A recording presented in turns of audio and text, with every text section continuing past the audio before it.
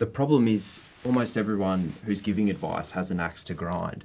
So I would argue that they're recommending the completely wrong product. They may well be. And sorry, I wasn't... No. Yeah, my point was everyone needs advice. Yeah. The question is, how do you get it at a price that makes sense for your stage of life? Yeah.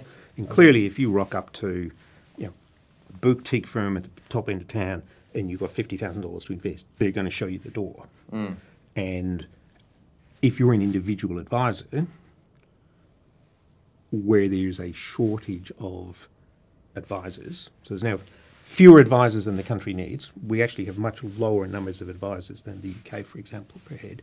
And so if you're running an individual advice practice, your absolute incentive is to keep raising your price until you price away the demand that you can't actually deal with. Yeah. And that's what's happening. That doesn't, and price obviously can't be equated to quality, but everybody needs advice, even to make the top big 6 decisions that we all make in life. Where you live, what you drive, how you prepare for retirement, how you prepare for the unexpected, how you make a living, and who you marry.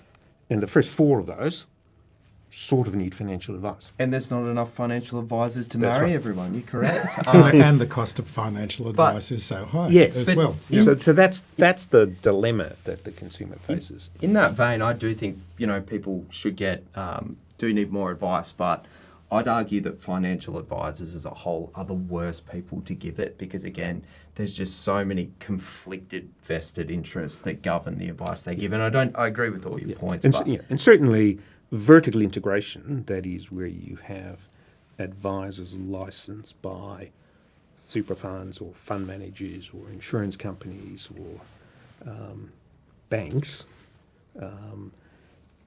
is the enemy of quality advice. Is that because they're recommending products that they... Yeah, I mean, even though they only have a list, what's it called? an approved product list. An approved product list, But even if... as their menu. Yeah, no matter what regulation you put in place, it's very hard to remove it's impossible. the inherent bias towards your employer or your license holder's products.